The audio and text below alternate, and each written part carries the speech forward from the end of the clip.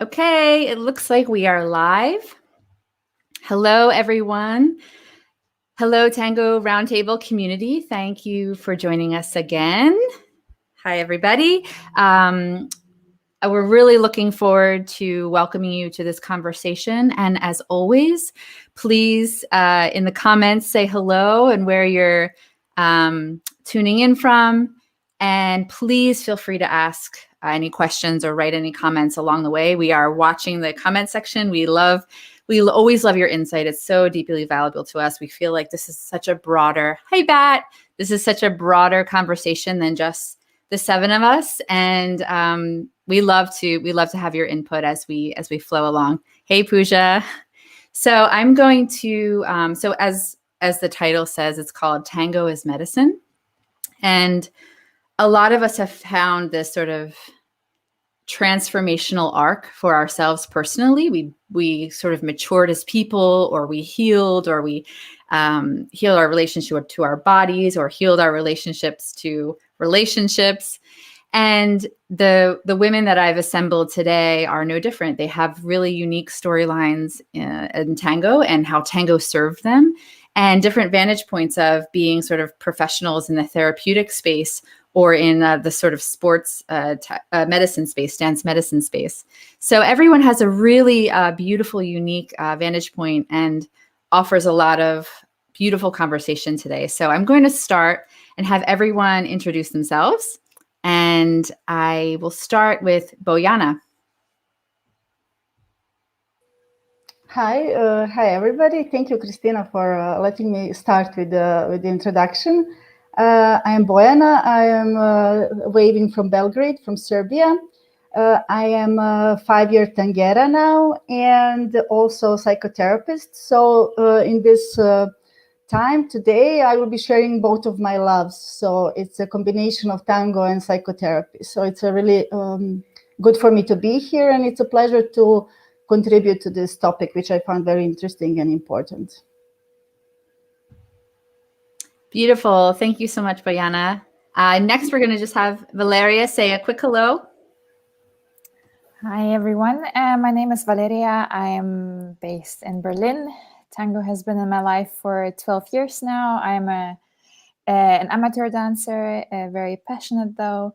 In my kind of daily life, I work mostly as a business consultant, though in the last year I've been transitioning into more body-based therapeutic work through breath and just general somatic resilience. So I will speak from all of these angles combined with my personal story. Beautiful. Thank you so much, Valeria. I love the transformation around tango. You and I have talked yesterday around our similar kind of vantage points of how we're moving inside of tango. Let's have Laura go next. Hi, everyone.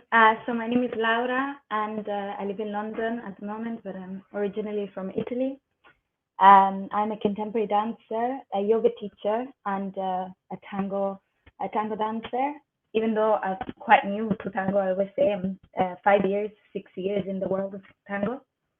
And today I will sort of speak about my experience of healing body image issues and my problem with disordered eating through the experience of tango. Thank you so much, Laura. And I just want to actually take a moment, and Kelly beautifully reminded me of this around sort of being establishing triggers, so that we will be talking about very sensitive topics today, and such as probably body image, eating disorders, depression, anxiety.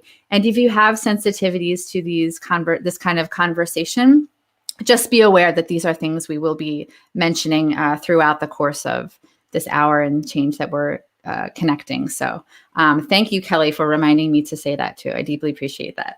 And I'd love to have Kelly go next. Thank you so much for that. Hi, I'm Kelly Latieri. I am originally from New York, and now I live here in Buenos Aires.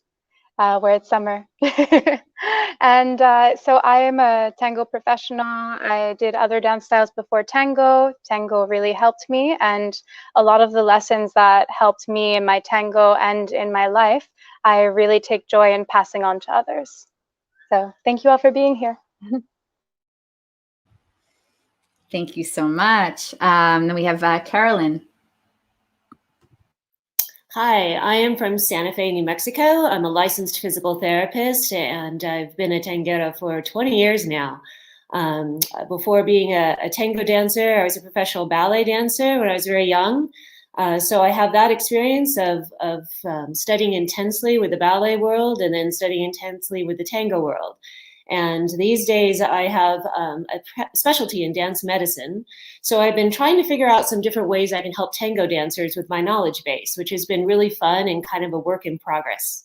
So thank you for inviting me today. Oh, thank you so much. I was so grateful when you reached out. You're like, I actually work in this exact field that you're talking about. So I'm so grateful that you volunteered to contribute today. And we actually have a lot of ballet dancers, contemporary dancers in this space today. So they have a really unique vantage point of how tango actually helped them get more embodied. And last but not least, we have Piera. Hello, everyone. I'm Piera. I'm Sardinian. I'm right now based in Sardinia. My base is in Switzerland, in Zurich, and previously I've been also to Spain, and this connects me also very well to the Argentinian as well. I'm just a tango dancer since approximately 8 years. And also this topic called me because I'm a Lomi Lomi practitioner. Lomi Lomi, it's a massage, it's a part of the Hawaiian healing arts, as well as I work in the field of inclusion, especially in the healthcare, because we also need a more inclusive healthcare and medicine. So that's why I'm here. Thank you. Thank you so much, Piera. So thanks for everyone that's joining in. We have such a great turnout today. And please, again, if you are just joining us, say hello. Please feel free to comment on the kind of content that we're talking about today, or ask a question, or offer your perspective. This is very much an interactive discussion.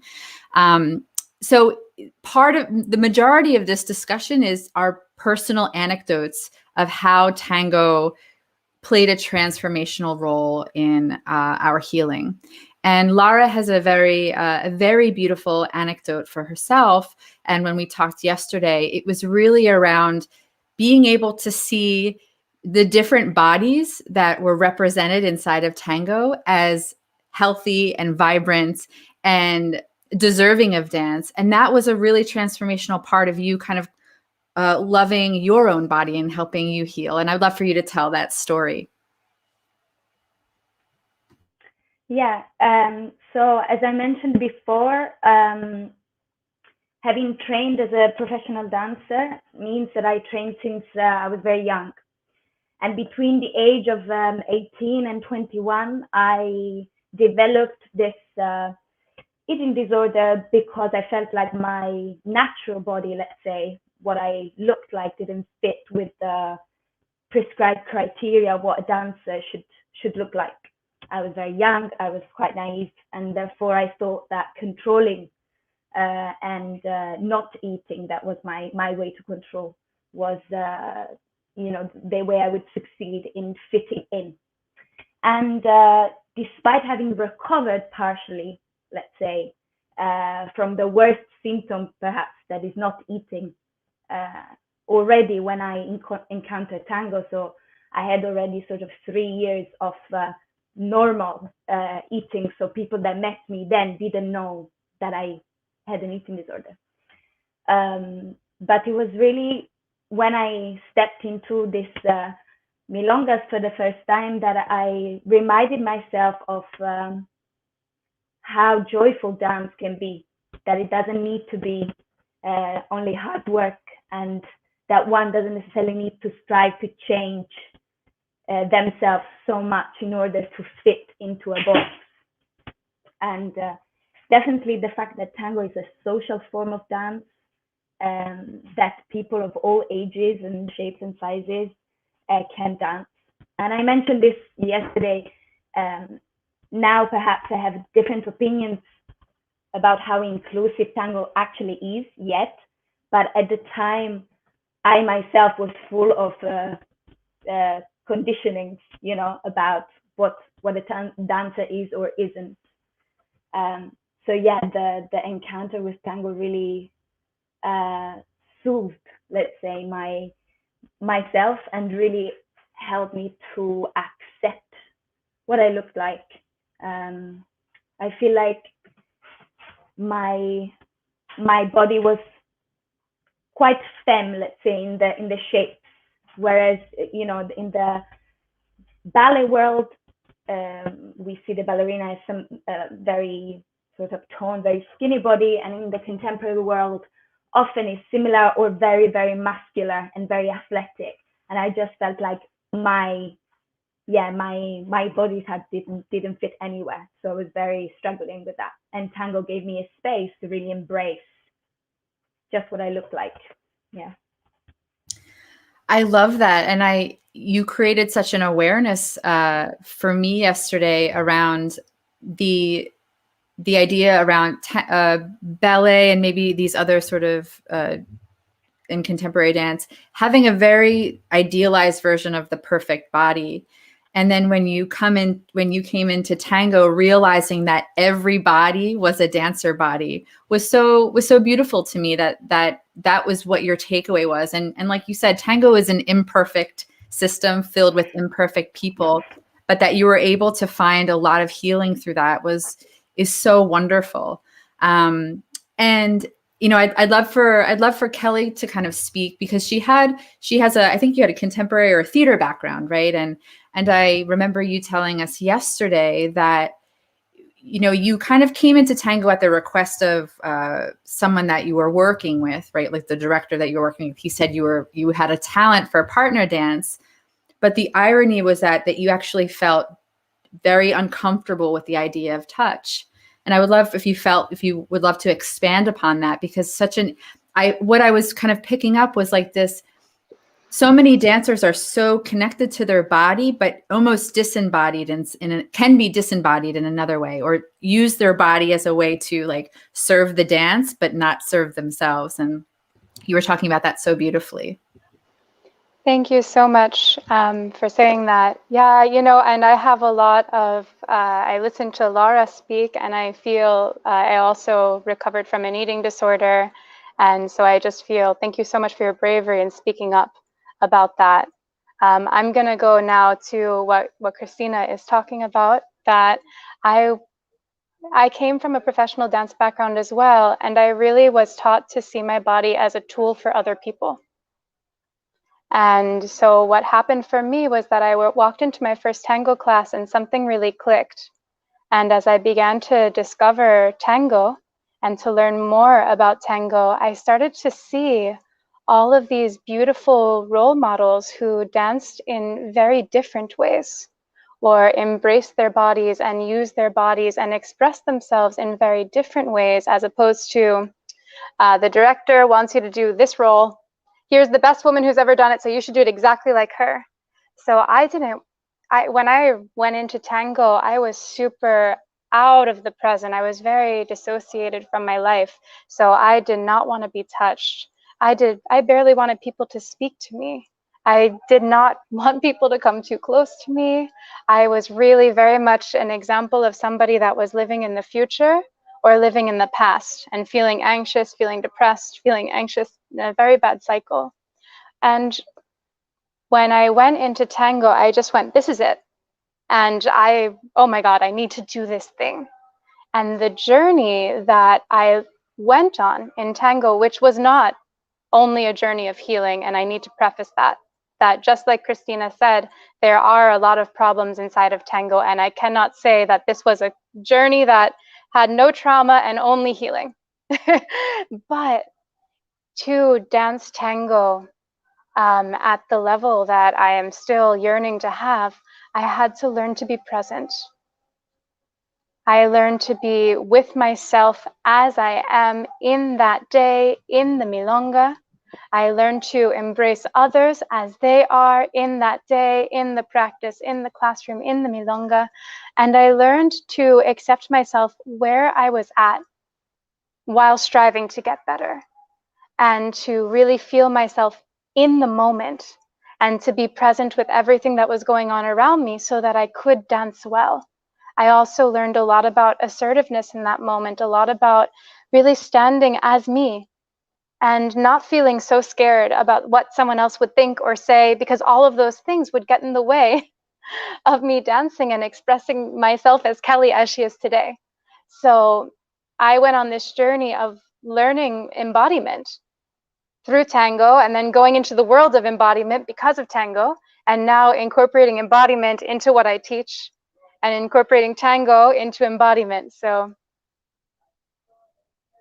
that's I feel very, thank you so much for sharing that, Kelly. And I resonate with so much of what you said. And I feel like emotional because because for a lot of people, when we say tango was transformational or tango was a growth tool, it's not always pleasant either. It's not always like, oh, it healed me. But that healing often comes with learning about your boundaries, or, learning about how to look at yourself differently, or your deep growth points. I felt very similarly around tango as a growth journey for me, where I really had to look deeply within myself on some limiting beliefs that I had. And that was ouchies, that came with some pain. And I'm not trying to discount the other kind of pain or trauma that can happen inside of tango if you are marginalized or discriminated against. That's not the kind of growth that we're talking about. But our sort of personal journey comes with a lot of these moments. Oops, we lost Piera. And Valeria, when we talked yesterday, we were talking about that sort of similar arc too, where coming back into the body and the nervous system and really understanding what was happening inside our body, because we live so much in our cerebral space, and our culture is around sort of understanding things with our cerebral intelligence. But your journey felt like it was like, no, it was my body intelligence that really helped me heal, like tuning into what my body felt. And I would love for you to sort of give your story around your trajectory inside of tango. Sure. Thanks for this introduction.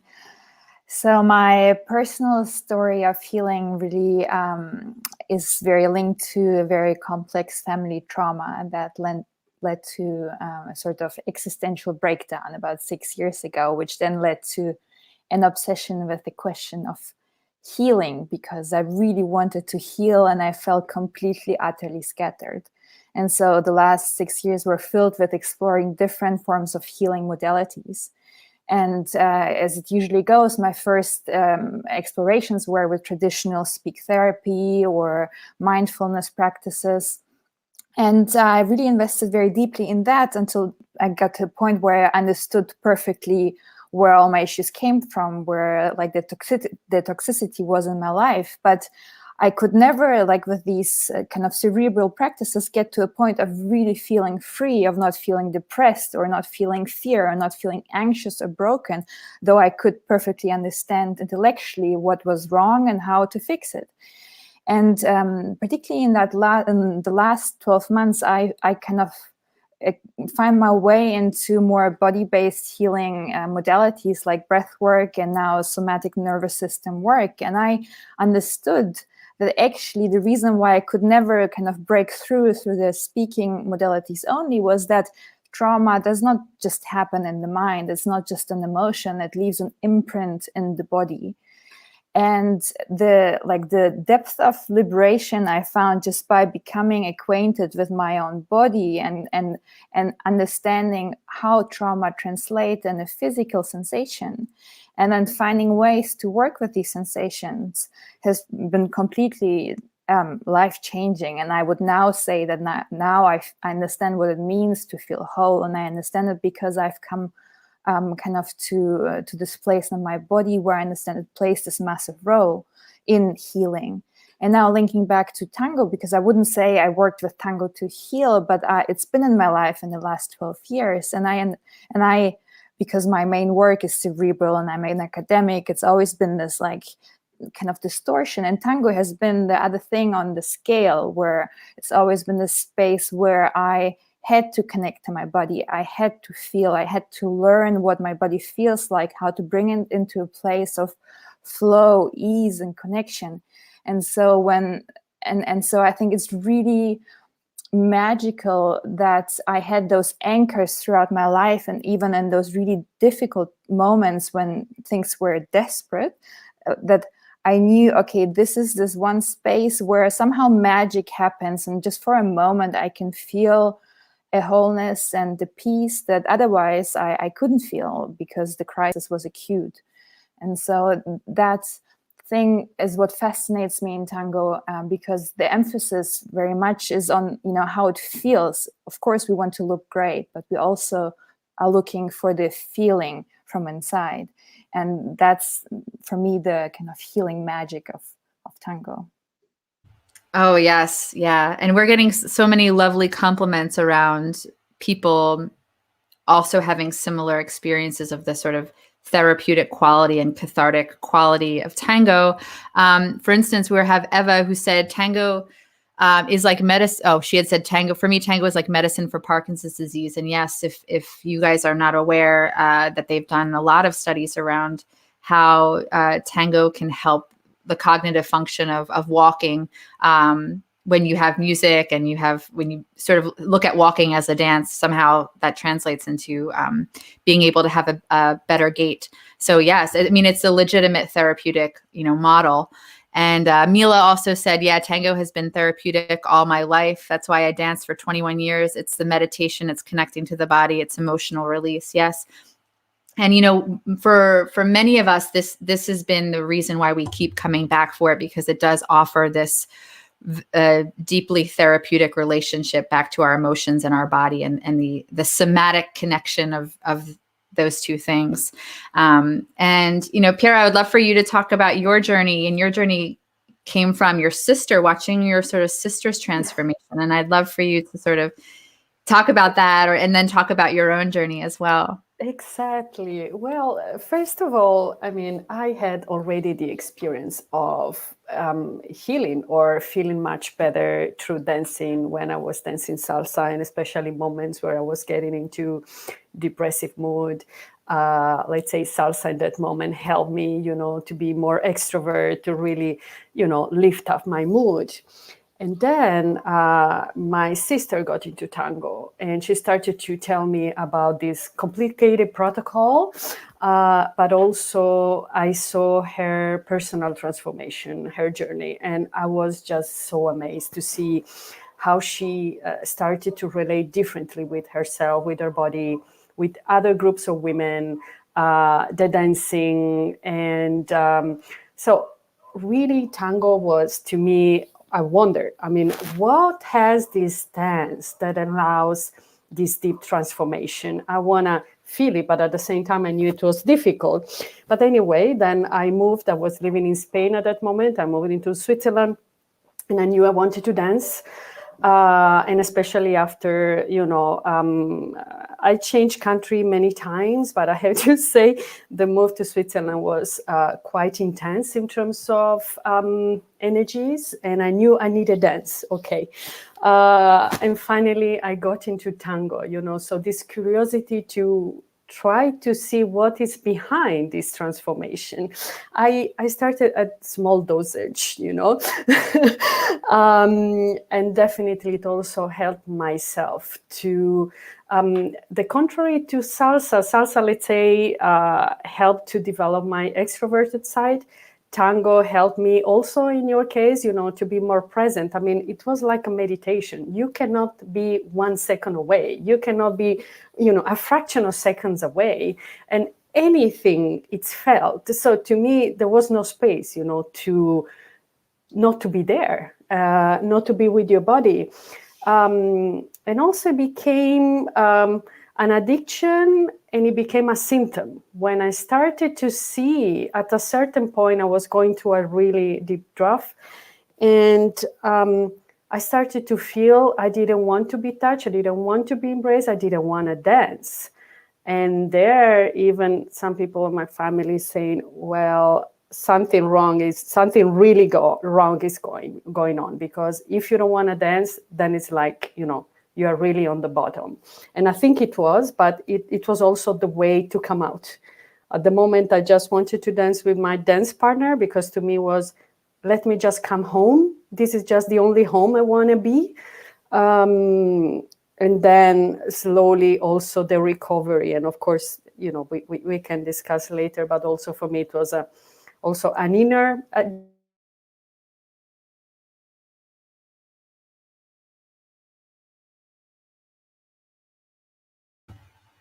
I think we lost you.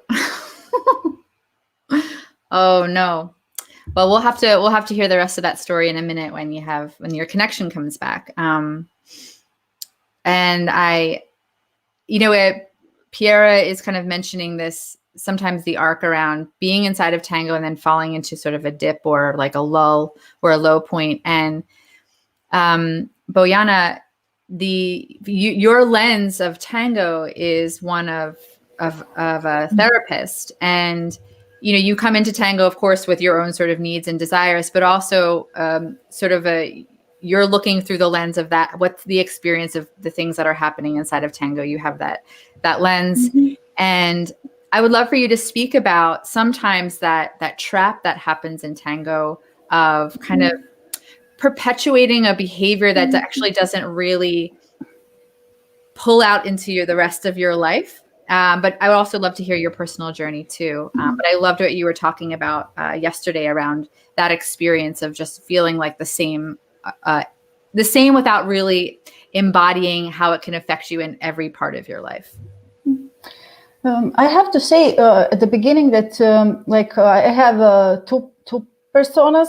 When I go to tango, I go as Bojana and Tanguera, and when I'm talking about it and when I'm working, I'm looking at it from a different angle. So now I can mix and maybe share both of my experiences. And now when I'm listening now to all of you, hi Piera, I just took your place, but I will give it back soon.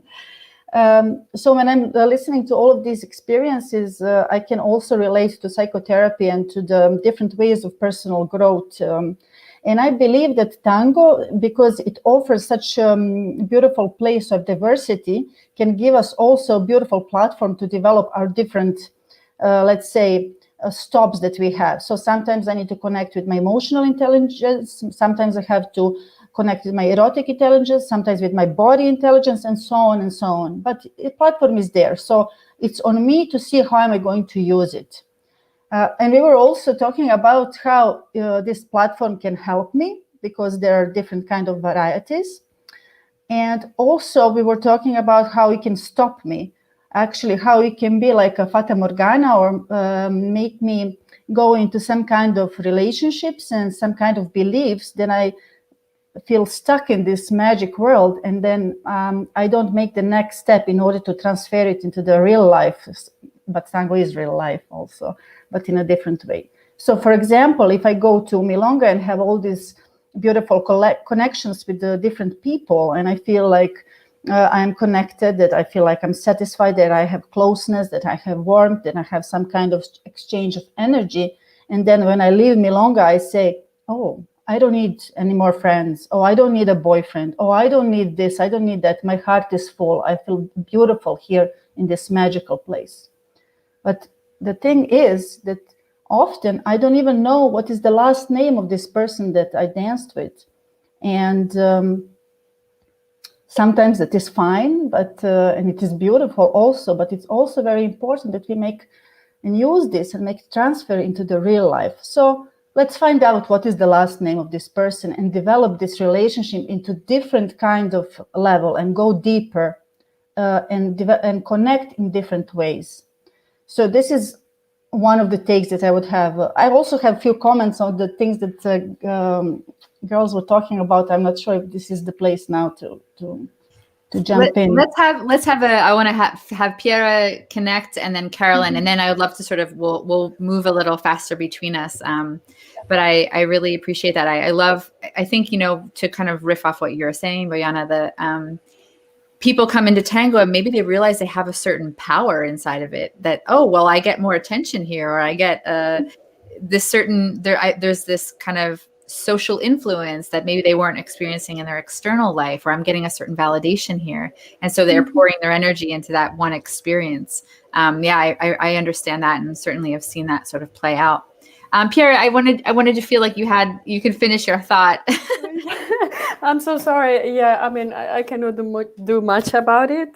This is Sardinia. So yes, what I wanted to say is also a tango developed in parallel with my path also in the Hawaiian healing arts with Lomi Lomi. And it was really interesting how I could take the learnings from tango and transfer into Lomi, and from Lomi into tango, as well as, you know, I would go to tango lesson and the teacher would tell me something, and then I would work on it. I would go to my Lomi class, and then my teacher would say the same exact thing as my tango teacher would say, or even sometime when she would see that I couldn't get something, she would say, okay, how do you do into tango?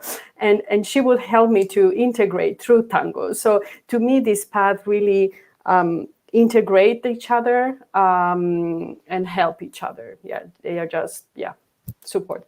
Yeah. Thank you so much.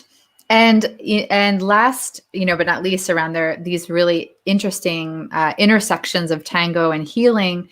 Like Carolyn said in the beginning, she has an intense dance background in ballet, and then became a physical therapist. And so she really works with the sort of the body, like the physiology of what's happening with people and their injuries and their pain, and what her vantage point is like right now, and how she wants to serve people with physical injuries, and also maybe how that relates to their sort of emotional quality that they have. Yeah. Thanks again for letting me be a part of this conversation. And all of you have such beautiful stories on what brought you to tango and the different things that tango is giving you. So I'll just kind of focus on, as a physical therapist over the years, we were taught very much as a body being a structural thing. And if someone had a diagnosis, you have a specific checklist that you would go through in treating it. And then as years of practice went by, you found that people didn't follow patterns, and everyone comes to the table with a different set of history, whether it's past trauma, physical, psychological. And so the body and the mind definitely meld together. And as some of you have already said, the body does hold memory. We hold memories at our cellular level. And sometimes doing manual therapy on a patient, they would break down in tears, and people would be very embarrassed about it. But I would happen to hit on some trigger that would bring out things that they were holding inside. So one thing that I'd like to mention about tango that has been really beautiful is, yes, it's a great social equalizer. I'd like to bring up that, in that people meet each other from all kinds of walks of life, which is really great, and I really enjoy that. But the power of touch as a healing type of thing, I mean, and the power of realizing when someone's not ready for touch. And as a therapist, we really have to focus on a lot of physical cues, because if you ask someone, is this okay? People just want to be compliant and say, like, yes, it's fine, when really it's not. And so when I put my hands on someone, I'm looking for increased respiration, or maybe they hold their breath, or maybe I feel them stiffen up, and it's like, okay, maybe we'll go about this a different way. And the power of the hug. The thing about tango is it's a very close dance, and at first you're kind of like, wow, I'm used to this in ballet, but I don't know this person, and this is kind of weird. And studies have found that within a hug, you have all kinds of wonderful neurotransmitter releases, which are the feel good, the serotonins, the dopamines. And so there's something physiological going on where that is addictive. You want more of that. You want that nice hug feeling. And there are some therapies just based around going around in a circle and giving people a hug for 30 seconds and going to the next person. So, and then the other thing is the brain naturally over time shrinks. But we can do things to keep this from happening. Exercise is one. Also, practicing develops nerve synapses, which is your white matter. And so the more you practice and learn something new, like for me, a few years ago, I finally started learning how to lead. And my husband took great pleasure in that. I was so frustrated because I had to be really sucky at something all over again. It's like, damn it, I was finally getting this dance and now I'm horrible at it again. And but that helps develop synapses, which helps the brain work better and keeps it from shrinking and keeps us alert. And so there's all kinds of wonderful things that the dance can bring to us, not only emotionally, but physiologically. Oh, yes, so true. Thank you so much, Carolyn, for bringing that up. And, one of the things that we talked about yesterday was being better stewards of tango as teachers or as leaders in the community. And especially if you are someone that maybe has suffered from trauma personally, or has suffered from or felt the healing effects of tango, that you actually you're more attuned to yourself, and you can also, and when you are, you can be more attuned to others and kind of hold a space for them that maybe they didn't know that they needed. And I would love for us to sort of speak to that as leaders in the community, as teachers in the community, or as, longtime dancers in the community, our role of incorporating a certain amount of trauma-informed behavior or understanding can actually help our community greatly. Does anybody want to sort of talk about that a little bit? I would love. Go ahead, Kelly. Yeah, thank you so much for talking about this. To me, regardless of someone's intent in their being a steward of tango, being a teacher, being an organizer, being one of the popular people, I think that this talk is very important, because what we realize is that tango is something that can have a healing effect on people, that it's something that changes many people's lives. And therefore, there are some influences, there are some imbalances of power that grow out of this kind of an effect that an activity, that an art can have on people. And I think the more that we start to be aware that these imbalances of power in the room exists, the more that we can be sensitive to our community, to the needs of people, and frankly, keep from doing harm, keep from doing damage. Because when we're dealing with people that come from all different variety of experiences and we don't understand what they have been through so far, then it's really important that we try to gain a concept of what they may have been through, that we ask for things like feedback, that we ask people how it felt. And Carolyn, thank you so much for mentioning this. Sometimes even the words are not enough. There are a lot of nonverbal cues that are important that we learn to read in people as well, because we don't want to most people, I believe, don't want to do harm with this beautiful thing that we love, but there's a difference between intent and impact of our actions. Yes, Kelly, I love that. And Ellie, actually, I was about to bring this book up. There's an amazing book around trauma by Vessel Vanderklook or something. Yes. And it's called The Body Keeps the Score. And that was actually an extremely pivotal book for me about 6 or 8 years ago, when I was working with a student that had PTSD. And he told me, and because I didn't understand his struggle, I was like, he's capable cognitively, but he's having a block around learning. And because of his hyper aroused nervous system, he cannot retain the information. He cannot act upon the stuff that he knows. And it was just a lovely, lovely, lovely book. And it helped, tango, it took a different path for me after having read that book. So thank you, Ellie, for that. And Bojana, I would love for you to kind of weigh in on this too. And then Valeria, yep. Yeah, I also in different communities, we talk about responsibility and we talk about power. And sometimes we put emphasis on the leaders and how they can use their or misuse their power. So now you're talking about here. Now Kelly's talking about how to use it on the white side, on the light side, how we can it's instead of the dark side. I just watched Star Wars the other day, so I'm impressed with that. But when I'm also listening to all of you girls and also thinking about power, the word that comes to mind is actually assertiveness and actually the growth of emotional intelligence. For me, it means that first of all, the leaders and we are all leaders in our communities. So and we all share different parts, and we all have different roles. So I would like to live in the community and encourage the community to have self-awareness and say, okay, this is my boundary. This is what I want. This is what I don't want. Let's work on that. But also for this to happen, the leaders and the ones who have, let's say, more formalized power, that are influencers in a different way, can also make a good platform for these people to come out and say, this is what I want, and this is what I don't want. This is my kind of tango. So when we talk about responsibility and leadership, I would have to say that we are all leaders and that we are all making influence. So let's just use this place and do it. Yeah. I think I love that nuanced approach. I think part of the equalizing power dynamics is telling people they actually have, they can be empowered in their choice. But like really telling them, in coming into a class, maybe we start saying, look, we are adults from different backgrounds, but I want you to know that I'm going to try my best to create a space that feels welcoming and not judgmental.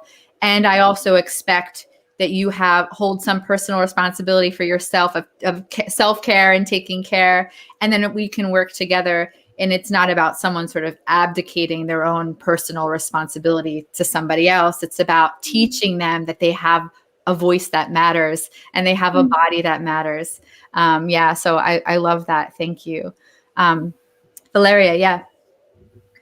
Thanks, Christina. And I think two of the things, she's gone. Well, I'm sure she'll be back. But I wanted to say that two of the things she just mentioned, voice and choice, are actually principles of trauma-informed kind of facilitation and teaching. And I wanted to speak to that I think we need to normalize speaking about the prevalence of trauma in society, because I think very widely it's still misunderstood as something very extreme, maybe associated with war or maybe sexual assault, like very extreme things. But actually what I've learned on my journey is that trauma is like, there's developmental trauma, there's like now wide-scale societal trauma across the world due to everything that's going on because of COVID. So trauma comes in many different forms and shapes and feelings. And I don't think it's common knowledge. And so I think as people who kind of hold space in the tango space, I think there is a kind of a responsibility to hold space for all the emotions that can come through when dancing tango, through touch and through the feelings that we are allowing to occur. And just framing that it doesn't have to feel good all the time, that touch can also evoke conflicting emotions, and that's okay, and it's okay not to feel like it that one day, and maybe it will be better the next day. Just holding space for the full range of experiences can help a lot new people that come in and are not really prepared for the bouquet of everything that can hit you when you kind of immerse yourself, can make it a lot easier to kind of make it safe instead of re-traumatizing at times. Oh, so beautifully said, Valeria. And I want to actually share a book. When you talked about trauma, you're right, that people's impressions think about the sort of maybe one catastrophic event or deep trauma that's sexual abuse or displacement of your family, something that is, but this is actually a really wonderful book. It's called Complex PTSD. I don't know if this is going to be like mirrored or something, by Peter Walker. And this really shows us the impact of neglect or these sort of micro traumas that happen throughout our lives, and how the landscape of our body holds them. So if you're interested, people that are watching, this is a wonderful book. And I just have to say that all of you being the examples of people in your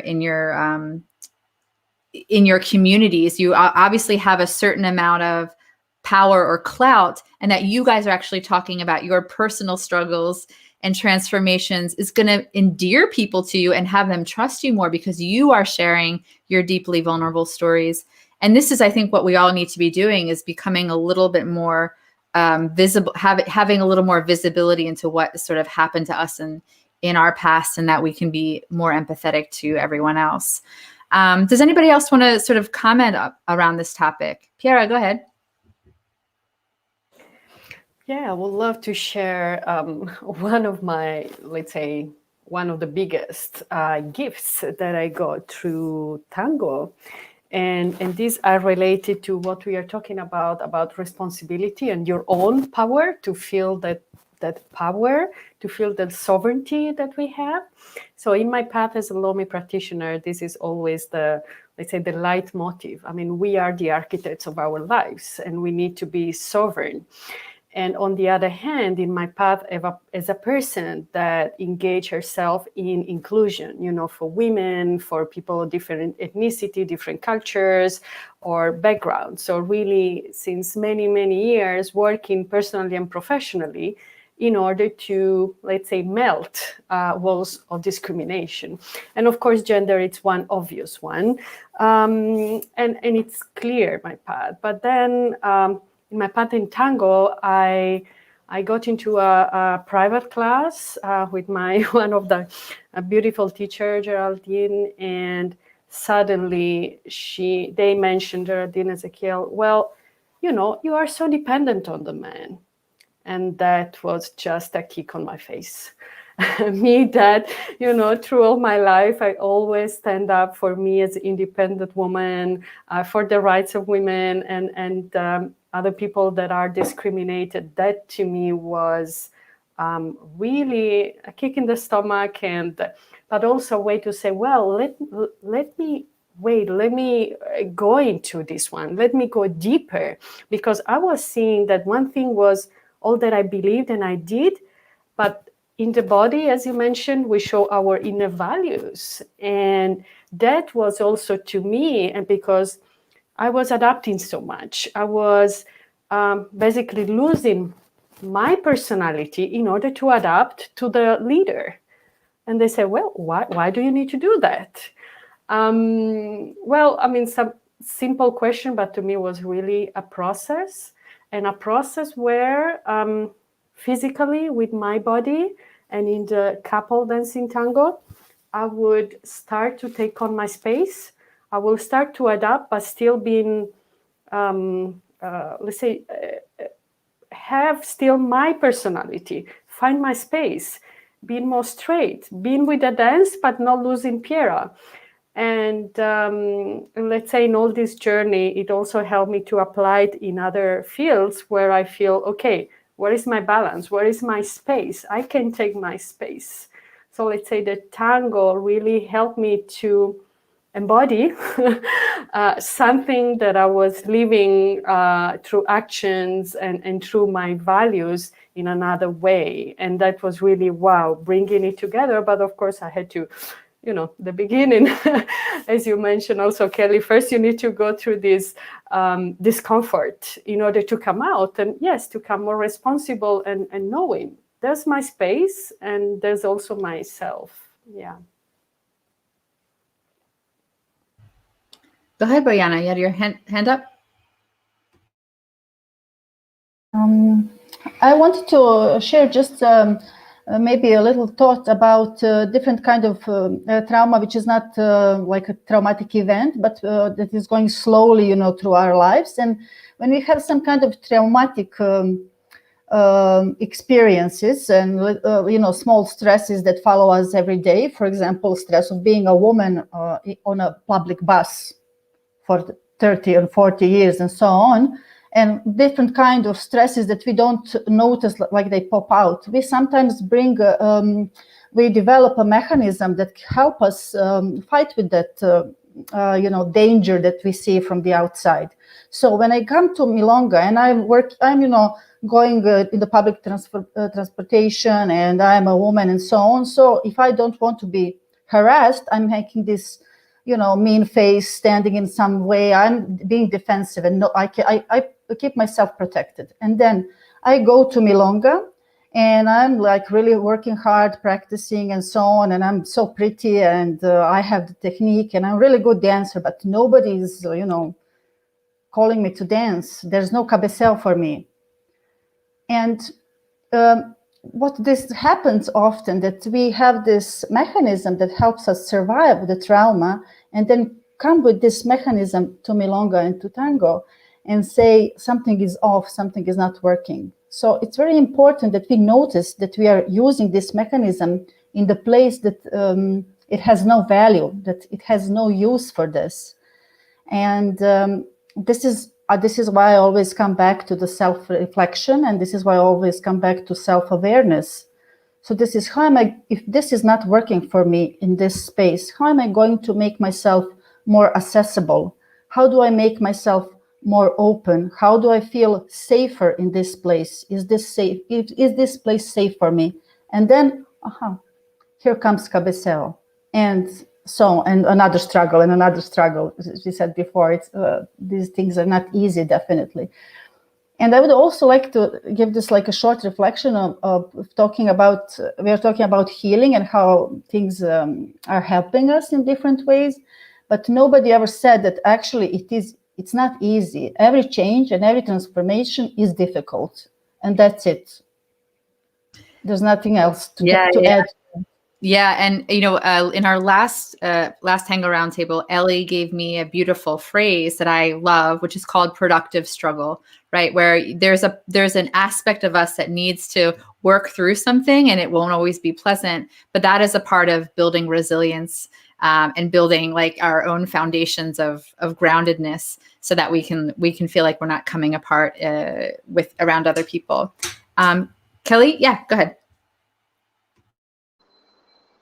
I would just like to make two quick comments. I do want to make a space here as somebody that has had a long and tough journey in Tango, that yes, there's a lot of struggle in Tango that might be productive struggle, but there are a lot of inherent abuses of power and issues of coercion within Tango.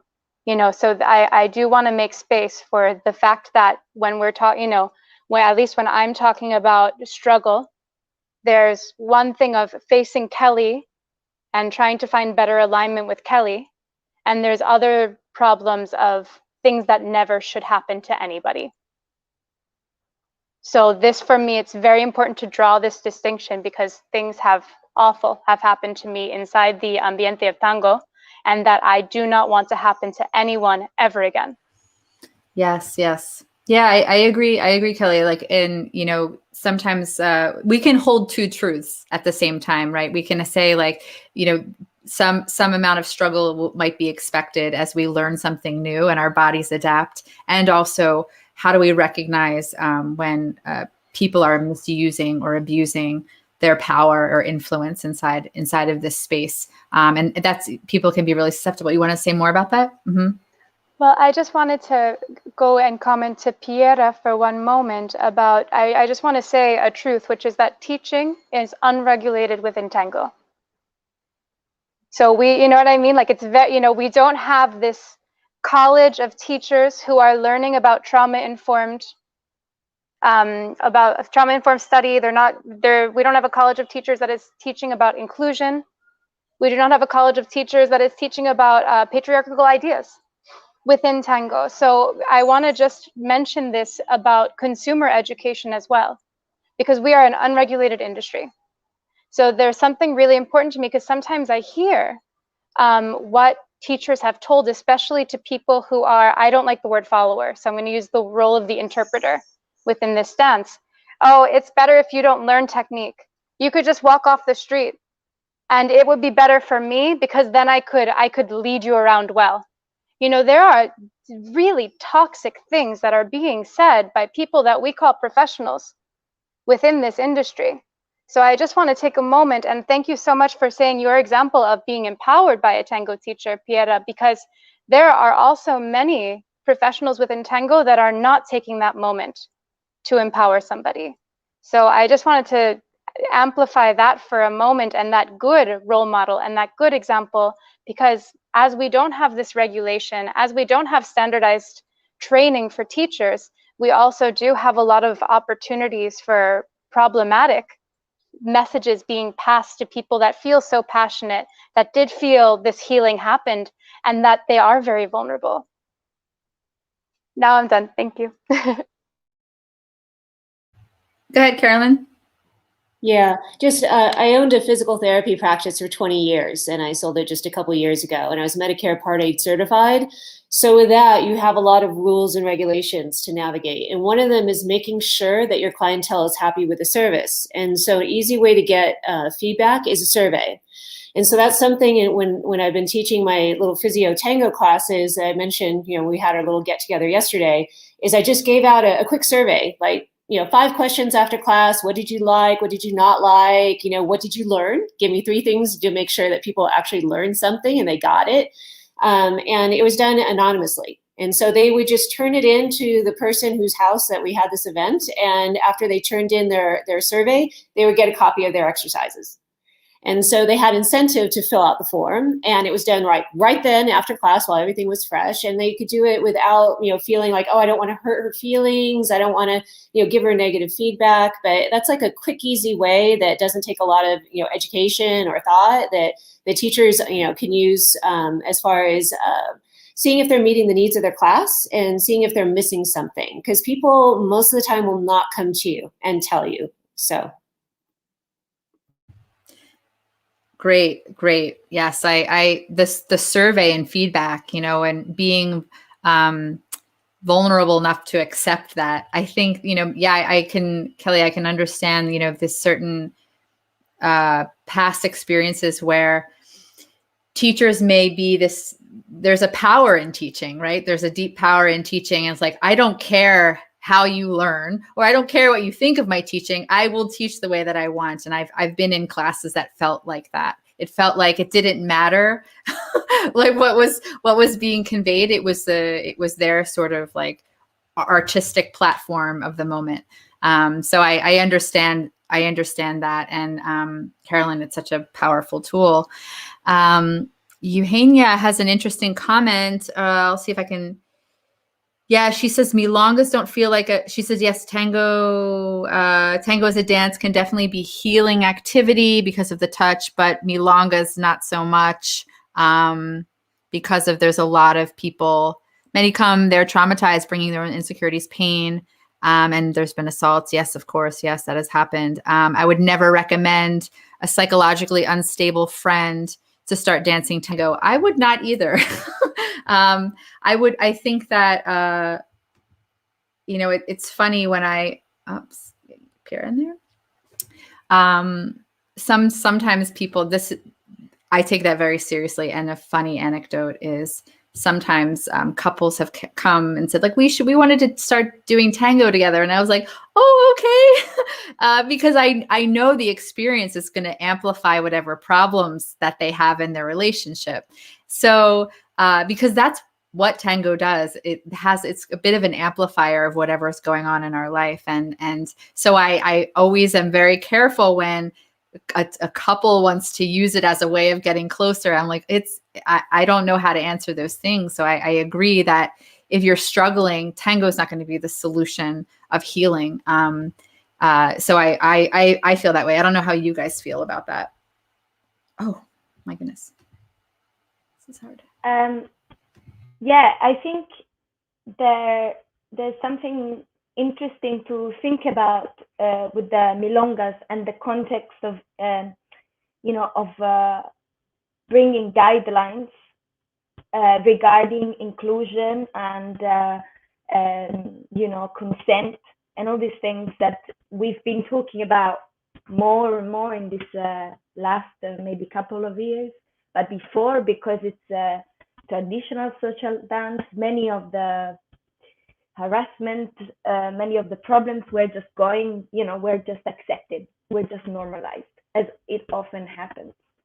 And in an environment where you're so close to strangers, you need to have guidelines, and guidelines don't stop freedom, they just bring boundaries and ensure safety of the people involved. So I think, yes, I definitely agree with Eugenia that milongas are not necessarily a safe space, but I think we can make them safer, and we should make them safer by,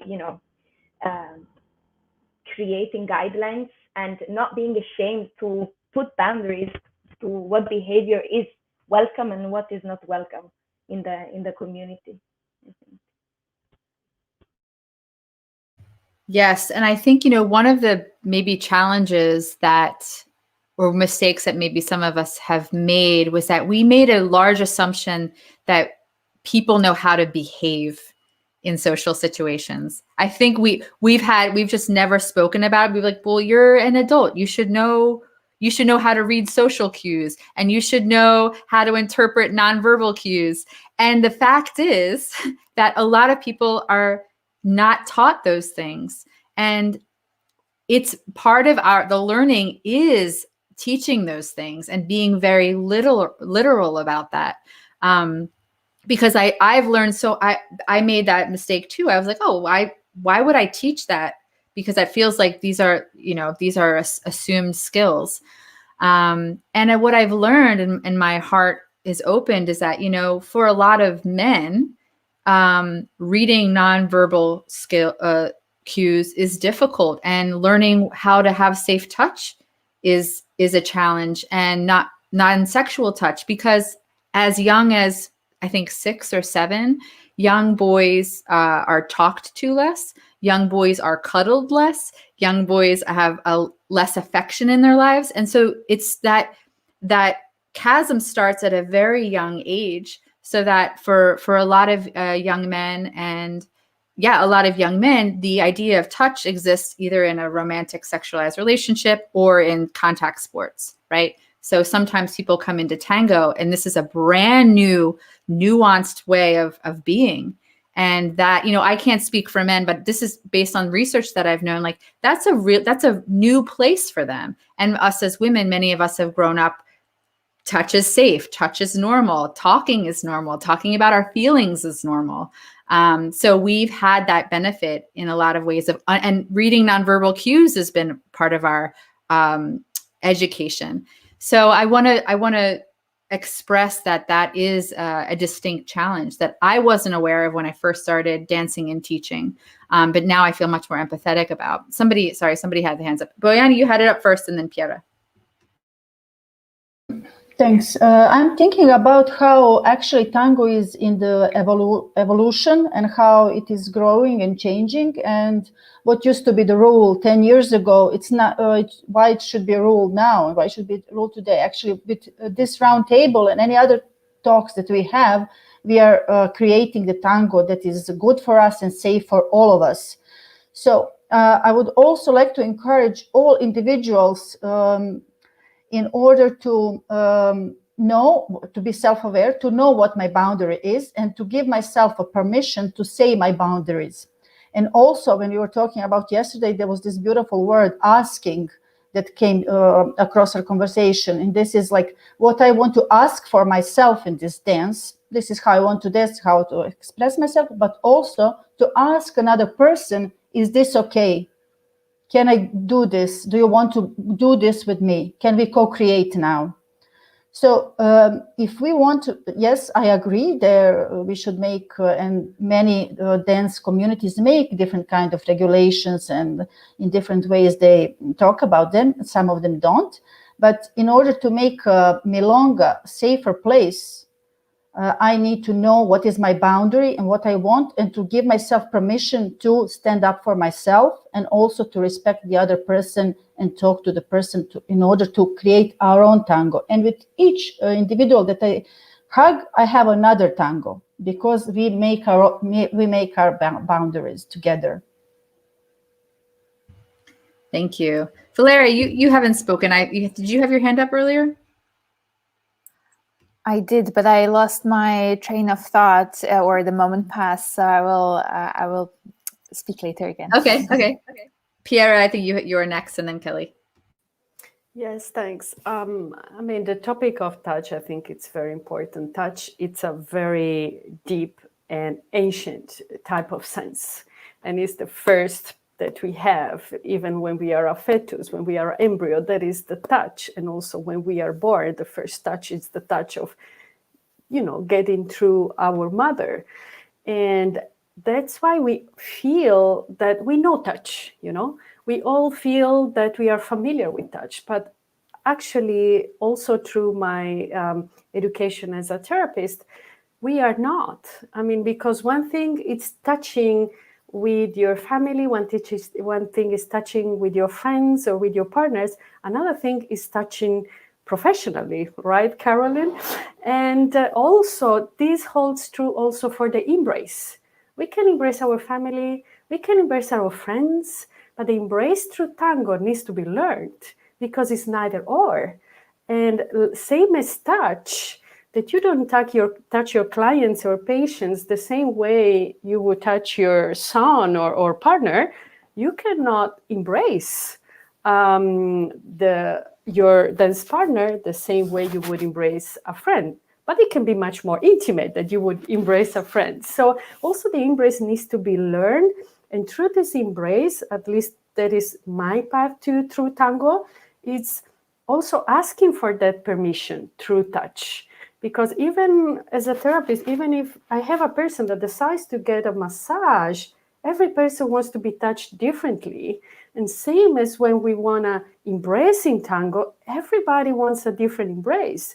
Therefore, it's about asking, but also it's about feeling through your embrace, through your touch, what is the type of intimacy that we can have at the beginning, the intimacy that we can have after, and respecting. It's a sort of asking. So the first embrace is so important because it's that asking for permission to get to the level of intimacy that it's okay for the two of them, that it can be developed. So just to say, even if touch and embrace feels so something natural, we need to learn how to do it in tango and in this way in order to be respectful. And this is also how, to me, tango and lomi also go together. Right, right. Yes, I totally agree. It's a learned skill, and a lot of times we've made assumptions that people already know how it should be. Kelly, yes. I love this conversation about understanding all the nuance of touch. And I find that, when we go into the tango space, a lot of our survival instincts to be part of a group, to be accepted, to have, connections, a lot of those things become activated in all amounts of experience, on all different, from the person who walks into the room the first day to the person who has been there for a really long time. So I think that what happens when we're very activated in this way, sometimes it can be terrifying to ask for feedback. Terrifying. And one thing that I want to bring to this with aligned with what Pierre is saying, aligned with what Carolyn said before, is that the more that we can find out how it felt for others to be touched by us, to be in a space where we are organizing or where we are teaching, the more that we can make sure that we are constantly receiving that feedback, and that if we make a mistake, that it's not, it's a mistake, but we're not going to die like our survival instinct says, right? Like I get kicked out of the group and then I get eaten by a wild animal. So I think that it's really worth mentioning that there's a whole lot that it makes it really easy for us just to kind of shut ourselves in and be like, no, my teacher said I should do this and that's okay. And that's fine. And especially important to me also is to find out the experience, especially of those whose voices are not often heard in tango. Like Carolyn mentioned a while ago, is that a lot of people will leave in silence and we won't know why. And that happens. A lot of people leave tango in silence and we don't know why they did it. So to me, it's also very important, especially speaking about inclusivity, like Laura's speaking about, that we go to everybody and that we especially go to those whose voices who are not often heard, to find out what our impact is, to find out how people are feeling, to get that feedback so that we can really listen and really make our behaviors with attention to what the experience of our behaviors is. Thank you. Go ahead, Valeria. Yes, I'd like to bring in, just from a nervous system point of view, the experience of hierarchy is an extremely stressful event. Like usually when people learn about stress, they learn about fight, flight, and freeze, and all of these kind of contact with threat type of stressors. But actually, what is not as known, that finding our place in a hierarchy and kind of bowing to the alpha male or the alpha female, I don't know if that's a correct word, but like bowing to someone who is more dominant is actually on kind of on a nervous system level an extremely stressful thing. And I think when I like think back of finding my place in the Milonga, it was all about hierarchy and like those invisible power dynamics. And I think it's kind of an interesting thought to understand that just on those basic survival levels, the hierarchy dimensions are just enormously stressful, and no one really speaks about it. No one holds the space for the fact that it's okay, that it feels overwhelming, how to do it and how to be with that. And just by speaking about these things, it can be easier and more healing instead of stressful. Yeah. Thank you. Go ahead, Laura. Yeah, kind of riffing off Kelly and Valeria, but also other things that we've said before. I think as someone who is interested in teaching tango or facilitating the learning of people of this beautiful dance, I think for me the key point is, how do I facilitate my students to experience themselves moving with the partner?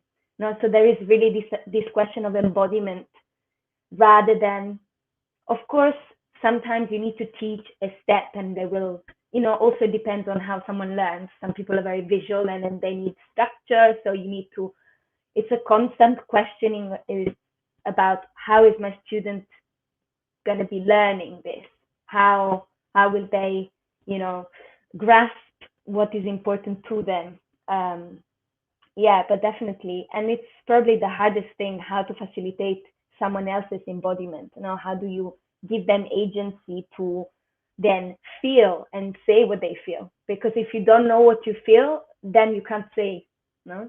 But it's, the process of facilitating that I think is very interesting and exciting and challenging as a teacher. Yeah. Oh, yes. Yeah, I'm loving all of your nuanced comments around this, and we talking about even the power dynamics. Valeria, you were not on our pre-call yesterday, but I was saying something about the power of not always being like leveraged. Like I have a certain amount of power in my tango community and in the world, but not in the world. That sounds so grandiose. But I often reject that because I don't want to be someone, I don't want to be above other people. So I know I have influence, but I always find myself kind of rejecting it. And I probably need to rethink that, because I need to take maybe more responsibility of the power that I have.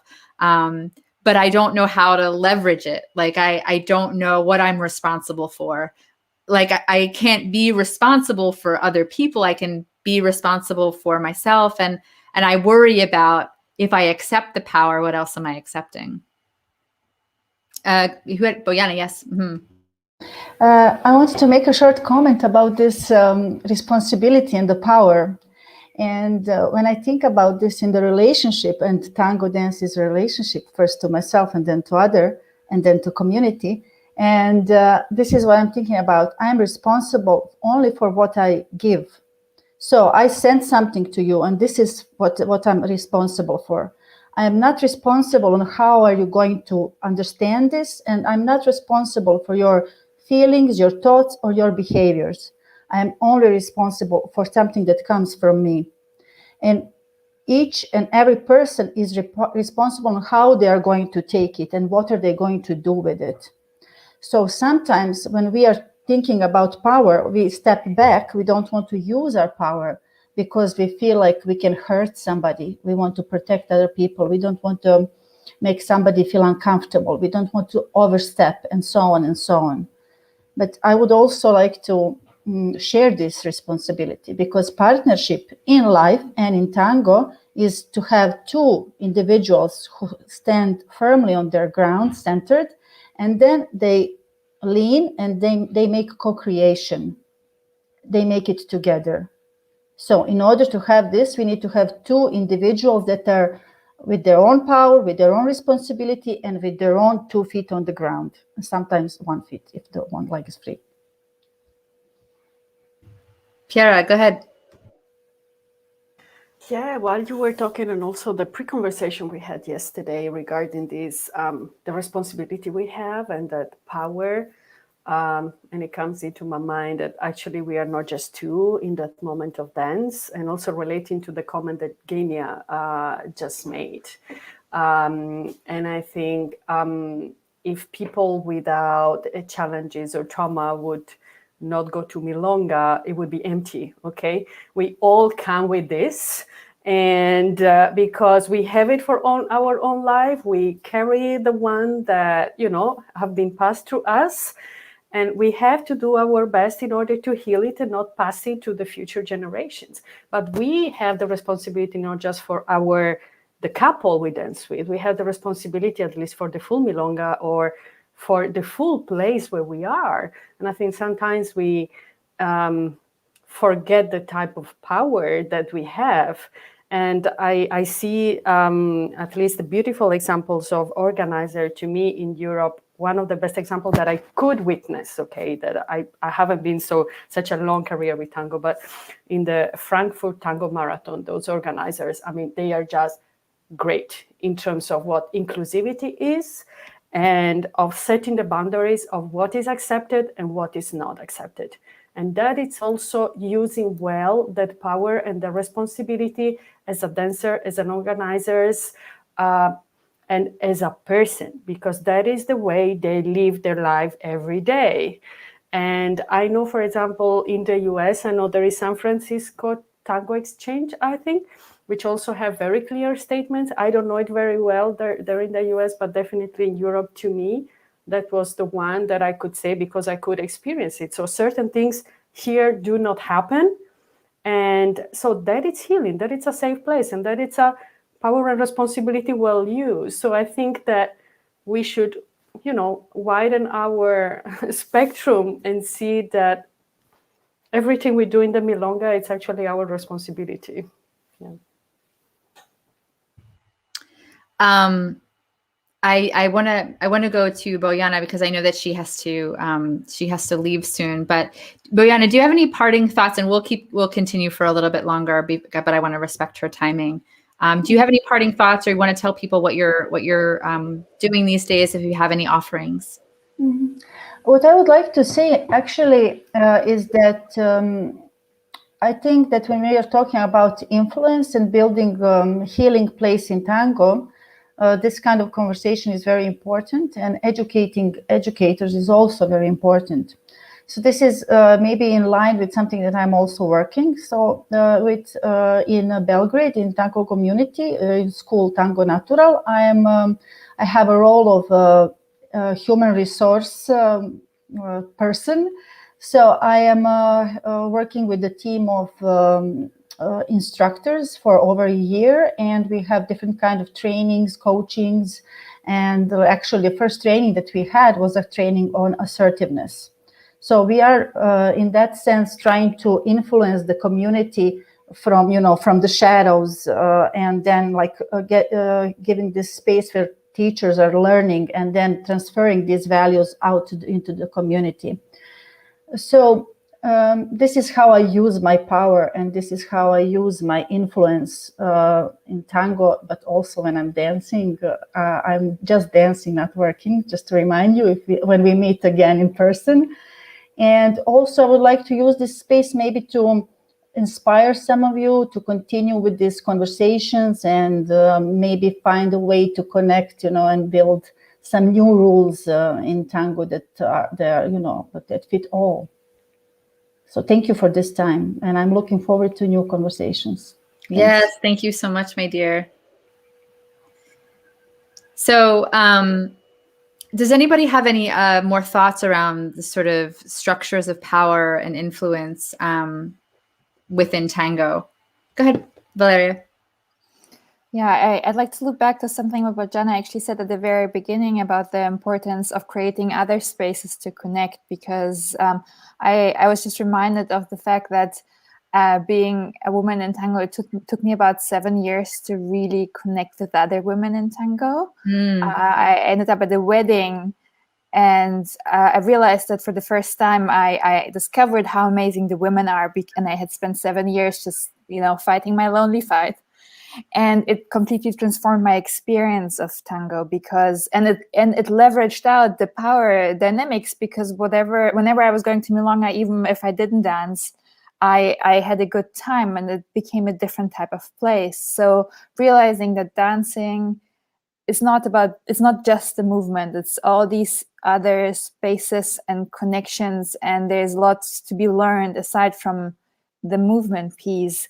It's just, extremely healing and transformational. And so thanks, Christina, for holding space for this. Yeah, thank you so much. Yeah, Carolyn, please. Yes. Yeah, I second that. Again, physiologically, social connection is so important to our overall physical health. That's one of the things that makes us healthy and happy and enriches our brain. And yes, I had the same experience of over time, you just want to dance every dance, and every woman in the milonga or every follower is your competitor. And then after a while, you've been dancing for so long, it's like, you know what, I just want to sit and have a glass of wine and enjoy the music. And then you look next to you, it's like, oh, hey, I'm going to strike up a conversation. And the relationships that I have been able to garner through just looking around and saying hi. I mean, I have places now to stay, in different parts of the world, and I've traveled with people, outside tango, and it's super, super fun. And with any social type of event, there's always going to be certain people you click with and certain people you just don't want to hang out with. And so when you have, people that you could turn to, the other people that are annoying, you just really don't want to be in their space, they can do their thing and it doesn't bother you. It's like, okay, you do your thing, I'll do mine. And, I'm happy in this space. And so, yeah, the social aspect and having the awareness to not just sit and be in the milonga just for the dancing, but to be in there for the socialization is also very important. Yes, it will be so much more of a richer experience if you leverage the social engagement when you're not dancing. It's going to be, I find it just as rewarding. I find that's my preference now, is to go and socialize more than dance. Kelly, yes. I just, well, first of all, y'all inspire me so much. I feel so honored to be a part of this panel. So thank you all for sharing so openly and from all your different beautiful places of experience. I just wanted to go back just a little while ago to what Laura said about embodiment. Is that okay if we talk just for some moments about embodiment? Like Laura mentioned, to really be able to go inside and discover the messages of our body is not something that just helps us inside of dancing. It helps us inside of the social atmosphere of tango as well. Before I discovered embodiment, all of my yeses and my nos and my decisions were basically based on what other people told me I should do, what other people told me I should feel. What happens when a woman does this? What happens when, a woman wears this? Or, everything was basically based on that. Oh, if I want to fit in, I should do this. When I discovered embodiment, I began to find this internal source of yeses and nos, and I want this, and I desire this. And when I really became in touch with that, that's when I began to make the decisions for Kelly that were really good for Kelly.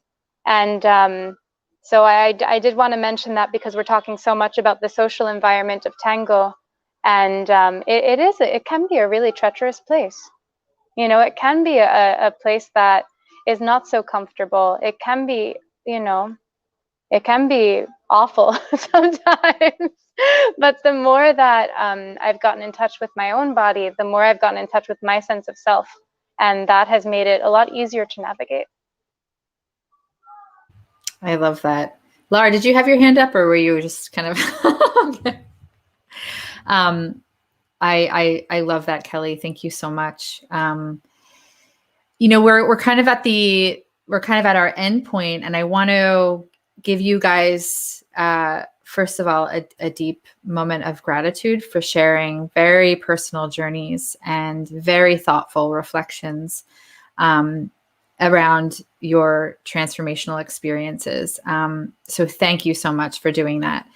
And being a representative for other people to feel safe enough that they can also kind of acknowledge those parts of themselves too. I think it's powerful, more powerful than you imagine.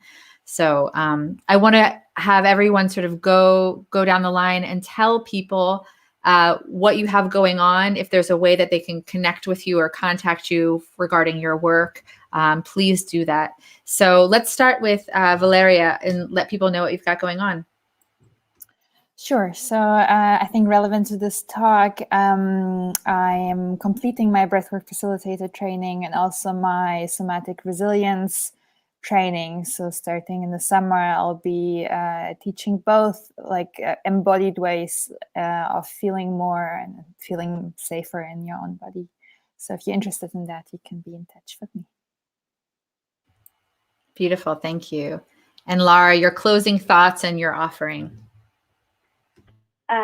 So you can see a little bit more what I do on my website, which is Laura Laurenti, my name, and then movements.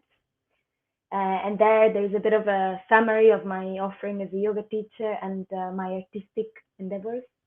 And also, I would like to sort of close with a thought about how can we support people that are going through body image issues and may have experienced eating disorders. I think, you know, perhaps being careful or refraining from commenting on their appearance so much. This is something that is very, you know, we think that we're doing something nice, but it's not, often it's not something welcome. So I think it's as a closing point, just when you want to say, oh, have you lost weight? Or, oh, you look so nice, like so skinny. Don't, because it can be so triggering, and it's triggering for a very long time, even years after people have recovered. So yeah, being aware of what you put out, also as a facilitator, what kind of content, you know, if you look at what you eat and you're like, oh, I'm doing this diet, that diet, you know, questioning what you offer, because it can be triggering for people. Yeah. Yes, that is such a perfect topic. Let's refrain from commenting on weight loss or weight gain, especially for women. I remember I have, like you said, I can remember things like a man said, wow, you lost a ton of weight. And I was like, a ton? I lost a ton of weight. I think maybe I lost like 3 pounds, but thank you. Thank you for that strange compliment. I mean, it's just, you know, I can accept the well-meaning nature of it, but just please don't. Please don't. So Kelly, parting thoughts and your offerings, please. Thank you. I would say that my parting thoughts is that where you're at in your journey is okay.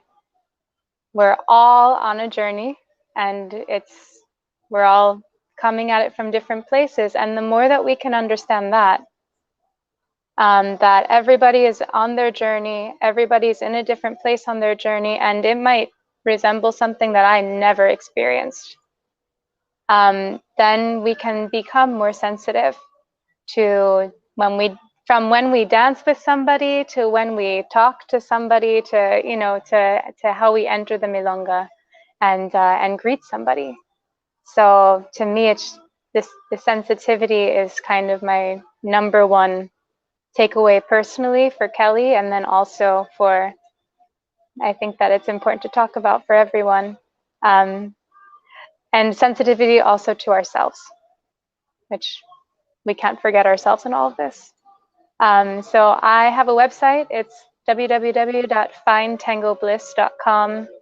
I teach private lessons in a really particular way on Zoom right now. You can go to a space on my website that's called A Taste of Tango Bliss and have a 30-minute consultation session with me so that we can make a plan for how to get you dancing and expressing yourself and feeling yourself and all the beautiful things. I also am doing a live with my dear friend Ellie Fernandez and Marcelo Gutierrez. We're doing that every single Sunday at 6 p.m. Eastern time, and it's called What Tango Taught Me About blank. And every week we pick a word to fill in the blank with the help of all of you, and it's been just so lovely. So please join me there. Wonderful. And for everyone that's, that has a specific offering with a link, please share it in the comments afterwards or when you have a moment. Carolyn, please, your parting thoughts and offers.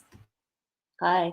Well, it was super fun today. Thank you for including me in this wonderful group. And as always, it's great to meet people from all over the world and hear your experiences. And it just reminds me that no matter where you go in the world, we're all going through the same stuff, the same journey. So I am a licensed physical therapist. I've sold my practice, so I've been playing with some other types of ways that I can serve dance communities. And I've treated everyone from tango dancers, ballet dancers, flamenco, and so I find it really interesting and inspiring. And for tango dancers, I started something called Physio Tango. You can find me at physiotango.com on Facebook. And I had just started to play with some group classes because as a physical therapist, there are a lot of common threads of complaints. People complain of foot, ankle pain. And so I started to develop group classes that I would teach. I taught at the Albuquerque Festival. I was supposed to teach in LA at a festival, and then the COVID pandemic hit. And I got some really great feedback, and people are very appreciative because there are a lot of things that are basic PT 101 with here's how gait works for normal people, and here's how it works in tango, and here's how it works in heels. And here are some basic ways that, if you deviate from this type of gait, that you can develop problems, and here's what to do for it. So I'm looking for, feedback and things subjects, topics that people might be interested in group classes, and, perhaps offering my services for basic PT 101 sessions and tango type of events, because as I said, I have a licensure, and so that way I could treat someone for physical therapy, but I could also look at, okay, let's see your dancing. Let me analyze, what you're doing in the dance, and even, videotape that, slow it down so you can see, what's happening. So anyway, I'm just playing around with some different things, and once we can all get together and embrace, then I can play with this some more. But yeah, any comments or suggestions on which way I should run with this would be appreciated. Wonderful offering. Thank you so much, Carolyn, for bringing your brilliance today. And Piera, would love to know your parting thoughts and offerings. Yes, first of all, Christina, thank you so much. Thank you so much for having this space, and that, I'm really humble from what you do and how you do it. And the time that I saw the one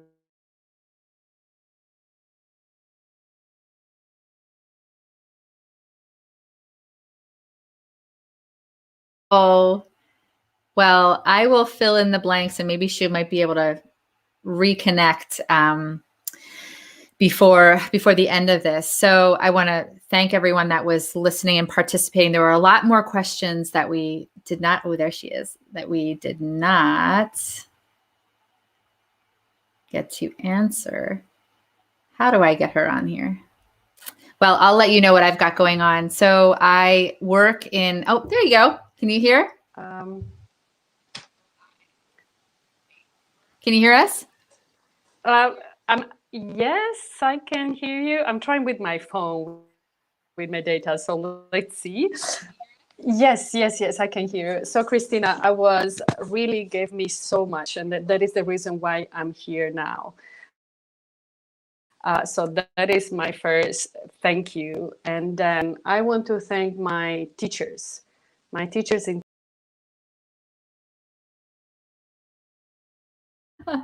Oh no. Well, I wanted to let everyone know I'm a tango person. I'm not doing tango right now as a teacher, but I actually am a men's coach and I'm working with men one-on-one in coaching capacity to help them unlock their inner superhero by connecting, very similar to what we're doing now, reconnecting with these sort of unintegrated parts of themselves to have a vibrant life, to have deeply to our emotional connections, to our physical connection, so we can have better sex, better relationships, and feel more grounded in our body. So if that speaks to you and you're looking to have a consult, I'll post my link in the description in the comments box below, and you can reach out to me for a free 30-minute consult. And I think we have Piera back on. Let's see if we can do this one more time. Yay! So sorry. Yeah, thank you. I don't know up to where. So again, thank you, Christina. And also I wanted to thank my teachers in Tango, because they helped me really to catalyze my journey. My teachers in Lomi Lomi and Healing Hearts, also for this journey. And of course, all the beautiful panel that I met here. On my side, some of you might know me or see me in marathons when they were, so providing Lomi for marathons as well. And we have a practice in Zurich, Aloha Spirit Zurich. Aloha Spirit is my school and my temple. As well as I'm building up my company for inclusion, especially in the healthcare system, in order to make sure that the healthcare, the medicine, and the drugs are not just made for a default persona, but also adapted, for example, to women and to people of other ethnicities and other types. And that is where I engage myself. Thank you so much. Beautiful. Personalized medicine. It's very much needed. Exactly. Yes. And one more thing I wanted to shout out, Mila and Hiba. They are Clubhouse Tango pioneers. I will be actually in 20 minutes, and maybe Kelly, maybe you're on there too. I don't know. We have to get connected. But in 20 minutes, we're going to be doing a talk. I think there's a clubhouse called Tango Argentino. Please, if you have an iPhone, you can download the app and you can follow people and you can listen in on conversations. I'm a newbie at it, so I will post the link if there's a link. And if you feel like joining in about 20 minutes, we'll be doing that. So I want to take one last moment. Thank you, everyone that listened in. Thank you to my participants, Valeria, Laura, Kelly, Carolyn, Piera, and Boyana, who is just left.